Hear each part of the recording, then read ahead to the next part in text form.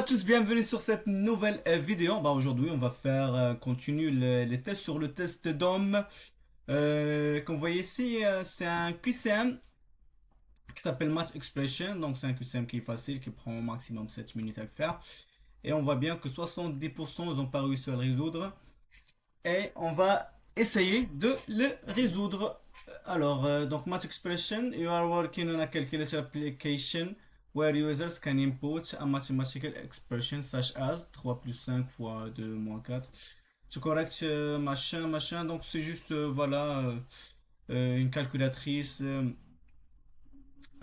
C'est juste, voilà, une expression qu'on peut mettre sur une calculatrice.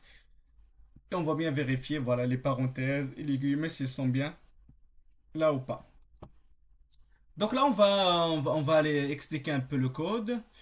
Donc là, on a voilà, une méthode qui s'appelle isBalanced. Donc on a un stack. Stack, voilà, c'est une pile qui est utilisée pour suivre l'ordre de paramètres des parenthèses ouvertes. On a deux sets. On a deux sets donc, qui définissent les caractères ouvrant ou fermant. Donc voilà, on a les guillemets, on a aussi ouvrant, opening, closing, on a aussi les guillemets, les apostrophes, etc.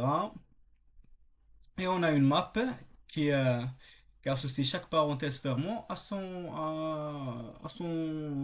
ouvrant, par exemple.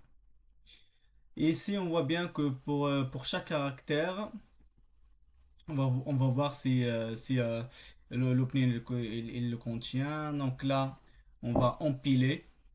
Et sinon, donc on va retourner à false et on va dépiler. Donc, quelles sont les différentes options qui sont valides? Alors, on va aller par la première. The method will both validate an expression and report the reason for any error. Donc, la méthode, il retourne que true ou false. Donc, il ne retourne pas l'erreur. Donc, là, c'est faux. On va partir pour la deuxième. Donc, la deuxième, the method will return false for an expression having mathematical operation with different precedence. Donc, bon, la méthode, bon, celle-ci, elle est faux parce que on voit bien que la méthode, on n'a pas que la méthode elle ignore complètement les différents opérations comme le plus, le moins, etc. Donc là, si on a mathematical operators with different precedents, donc ça l'ignore complètement. Donc il ne vérifie que s'il y a les parenthèses. Donc celle-ci, elle est aussi faux. Pour la troisième, donc de méthode will work correctly if the opening and closing sets are removed and the pairs map is used instead of them. Donc là, pour les sets, c'est bah, si on supprime les sets, on fait que des maps, ça, ouais, ça va fonctionner. Pourquoi pas? Ouais, ça fonctionne aussi. Donc le code, il va rester fonctionnel même si on lève les sets parce que c'est juste un redondant. Parce que le map pairs, voilà, contient déjà tout en paire, tu vois. Si vous voyez ici, donc il y a caractère et caractère, donc ce qui est bien dans ce cas.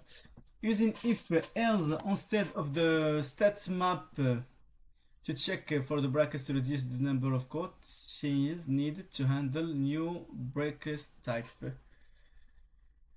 Euh, hmm, if else, bon, if else c'est pas un syntaxe qui est Java valide, donc c'est juste,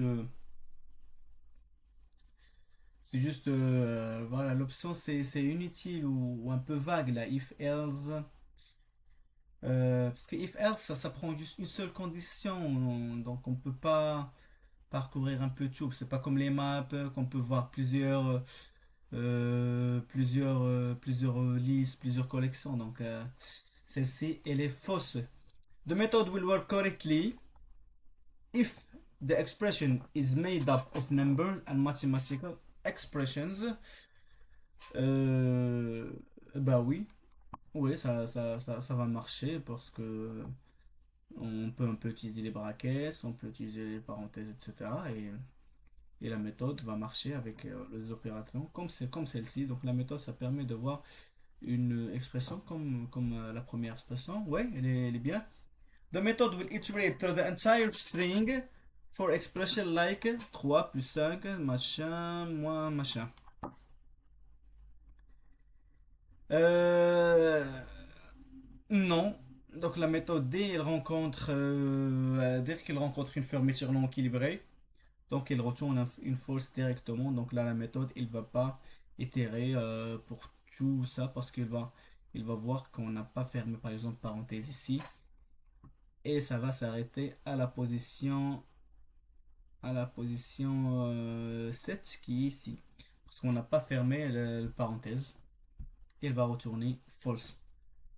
Et voilà, je pense que qu'on a fait tous les cas. Donc si on va faire submit pour voir, donc on a un score de 100%, ce qui est parfait. J'espère que vous avez compris un peu. Donc ici on a les piles, on a les sets, on a les maps. J'espère que vous avez bien compris. Et merci bien de regarder cette vidéo. Et à la prochaine vidéo. Au revoir.